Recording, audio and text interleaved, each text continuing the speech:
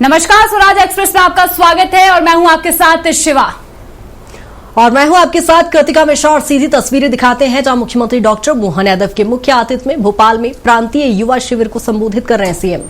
तो आज नहीं तो कल मिलने वाली है, लेकिन आजादी के बाद लंबे समय तक देश को आजाद अगर रखना है तो देश की दिशा कौन सी होगी, देश के युवाओं की दृष्टि क्या होगी, देश के युवाओं के लिए संस्कृति के मान बिंदुओं की तरफ कौन कौन ले जाएगा।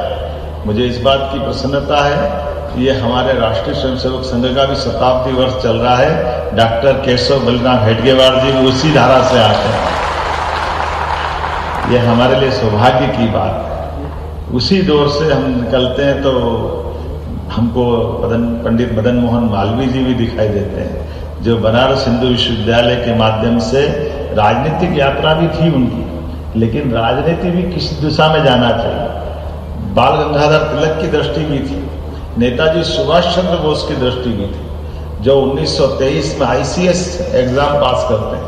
क्योंकि जब युवाओं की बात कर रहे हैं तो युवाओं को जोड़ करके उस दौर के युवाओं के साथ गुरुजी ने भी युवावस्था में स्वप्न देखा होगा और इस धारा को चलने के लिए एक संकल्प मन में लिया है।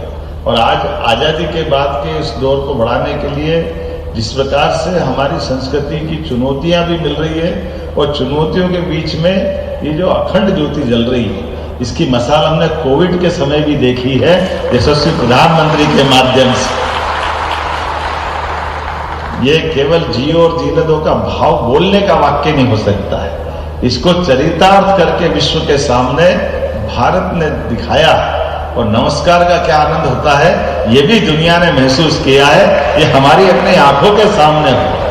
ऐसी कई सारी चीजें मैं बता सकता हूँ, बोल सकता हूँ, आपके बीच में व्यक्त कर सकता हूँ, लेकिन आप 3 दिन के चिंतन शिविर में इन सारी बातों का विचार निश्चित रूप से करेंगे। उस धारा पे चलते हुए भी हमारी सरकार ने भी ऐसे कई विषयों को हाथ में लिया है, जिसके भरोसे से माननीय प्रधानमंत्री जी ने, मैं जब शिक्षा मंत्री था गुरु जी, तो उस समय नई शिक्षा नीति जब लागू हुई, नई शिक्षा नीति तो नहीं बोलना चाहिए, शिक्षा नीति 2020, क्योंकि 2 बार शिक्षा नीति आजादी के बाद हमारे देश में आई है। एक बार 68 में, एक बार 86 में, लेकिन दोनों बार के कलेवर में केवल ऊपर के अंकों का अंतर पड़ा, अंदर का कोई मटेरियल उसका बदला नहीं गया था। ये दुर्भाग्य देश का। लेकिन पहली बार यशस्वी प्रधानमंत्री के नेतृत्व में जब शिक्षा नीति आई तो शिक्षा नीति में वो हर चीज समाहित करने का प्रयास किया, जिससे हमारी सांस्कृतिक विरासत पे हम गर्व कर सके, हमको एहसास हो कि हाँ, हम सनातन संस्कृति के संवाहक हैं। वो सारे उदाहरण, जिन उदाहरणों को पहले चिमटे से पकड़ने में भी डर लगता था, उसको बिंदास रूप से हमने पाठ्यक्रम का हिस्सा बना करके दुनिया के सामने लाने का प्रयास किया। कैसे कोई भूल सकता है कि अगर मित्रता का उदाहरण देना है तो भगवान कृष्ण और सुदामा की दोस्ती क्यों नहीं बताना चाहिए, इसमें क्या परेशानी है। लेकिन जैसे ही भगवान कृष्ण की बात करते हैं, तथाकथित लोग हमको पता नहीं क्या क्या कहते थे। अब ये आज बदल गया दौर, भगवान राम हो, भगवान कृष्ण हो, और ऐसे उनके सभी अनुयायियों के ऐसे सारे प्रसंगों को हमको कोई परेशानी नहीं शिक्षा नीति में रखने से, जिनसे भविष्य में हमारी युवा पीढ़ी उनसे उदाहरण से सीख करके अपने जीवन में धारण करे। और मैं ये मान के चलता हूँ, शिक्षा नीति सरकारी स्तर पे तो 20 में है, लेकिन गुरुजी ने तो ये अपनी अखंड ज्योति के माध्यम से, गायत्री परिवार के माध्यम से, ये जो अंदर की गांठ खोलने का प्रयास जो किया है, वो वाकई अद्भुत है। ये वास्तव में अद्भुत है। विवाह के भंवर पढ़ते हुए मंत्र पढ़ रहे हैं, लेकिन मंत्र का अर्थ न तो सुनने वाले को, न बोलने वाले को, न जिनकी शादी हो रही उनको बड़ा आश्चर्य लगता। शादी तो हमारी भी गुरुजी, बड़ा दुर्भाग्य कि आज तक याद नहीं कि बोला क्या था, मैं क्या हुआ। लेकिन ये जो छोटे छोटे प्रयोग हुए कि भाई अगर विवाह कर रहे हैं तो केवल सावधान बोलने से बात नहीं चलेगी, सावधान काय से और किससे सावधानी से काम चलाना है, उसका मंत्र क्या है, अर्थ क्या है, ये आपके माध्यम से गायत्री परिवार ने जो काम किया वाकई अद्भुत है। इसी की तो आवश्यकता है जिस पे हम बात कर रहे हैं।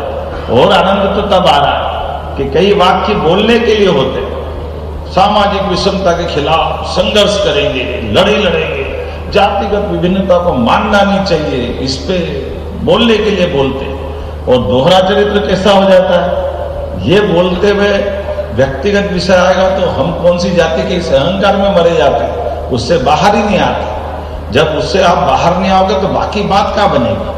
और ये बिना बोले उदाहरण बन जाता, दुर्गादास उइके जी हमारे बीच में कितने अच्छे मंत्र पढ़ते हैं, हमारे अपने वनांचल के पंडित को पीछे छोड़ते, ये करके दिखाने का मार्ग है।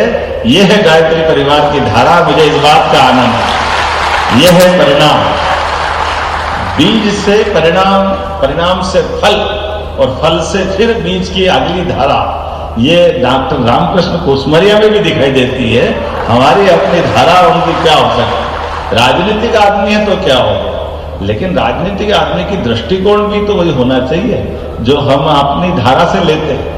अपने बीच में से जैसे आकाश अनंत है, आकाश को महसूस करने के लिए, बांधने के लिए, टुकड़े करने के लिए असंभव दिखता है, लेकिन गायत्री परिवार जानता है। तो गायत्री परिवार ने जैसे हमारे अंदर जल को हम कैसे टुकड़ा कर सकते हैं, लेकिन जलती धारा में से जल का गगरा भर के हमारे पास रख लें तो जल की धारा गंगा भी हो या सिंधु भी हो या सरस्वती या क्षिप्रा, हमारे जल के उस घड़े में आगे कि नहीं आगे। गायत्री परिवार ये उदाहरण ला करके दिखाता है, इससे वास्तव में आनंद आता है और हमारी संस्कृति पे गर्व करने का मौका मिले। मैं भी 2-3 छोटे छोटे से उदाहरण देकर बात समाप्त करूंगा। हमारी सरकार ने भी ये जो समय की गणना होना था, ये समय की गणना की वर्तमान की जो स्थिति है, इसको हमारी वैदिक काल की गणना की क्या स्थिति है, वैदिक घड़ी क्या होती है, उस युवाओं के दृष्टि से मैं बताना चाहूंगा। तो काल गणना का शुद्ध केंद्र भौगोलिक दृष्टि से आजकल तो जीपीएस से दिखता भी है कि पृथ्वी 23.26 अंश पे झुकी हुई है, और आज जीपीएस देखोगे तो वो मिल जाएगा। उज्जैन का वो हमारा विश्व का 300 साल पुराना गौरवशाली इतिहास था जब हम अपने समय की शुद्धता की गणना करते थे। लेकिन जब हम गुलाम हुए तो हमारे ऐसे कई मानबिंदुओं को खंडित करने का प्रयास किया। जब फ्रांस के लोग हावी थे तो फ्रांस की राजधानी पेरिस से 50 साल तक समय की गणना होती रही। बाद में वहां से अंग्रेजों का समय आया, अंग्रेज ने ग्रीनविच में ले जाकर के समय की गणना प्रारंभ कर दी। अब समय की गणना प्रारंभ कर दी और उनने अपनी घड़ी डिसाइड कर दी। हालांकि वो चालाकी से कर दी, उनने अपनी गणना में कर दिया कि रात की 12 बजे से दिन बदलेगा। अब रात की 12 बजे से दिन बदलेगा, इसका कोई सिर पैर नहीं। कैसे मान सकते हो रात की 12 बजे? न तो कोई पक्षी, ना कोई मनुष्य, ना कोई प्राणी या तो सूर्योदय से अपनी दिनचर्या चालू करते हैं या निशाचर सूर्यास्त के बाद अपनी दिनचर्या चालू करते हैं। लेकिन बस जो चला दिया वो सही, उनने कर दिया वो सही। बड़ी मुश्किल, इसको व्यवहारिक रूप से दृष्टिकोण से कैसे लाए? तो हमारी विचार परंपरा से, संघ की दृष्टि से भी एक ऑब्जर्वेटरी बनी और उसी बात को बढ़ाते बढ़ाते एक आईआईटी के विद्यार्थी ने वैदिक घड़ी बनाई और उन्होंने बहुत सुंदर विश्लेषण किया।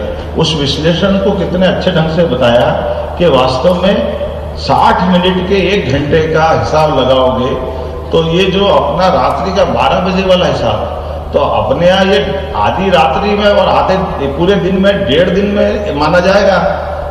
अगर सुबह सूर्योदय हुआ 6 बजे तो रात की 12 बजे तो 18 घंटे हुए ना, ये पूरे 24 घंटे।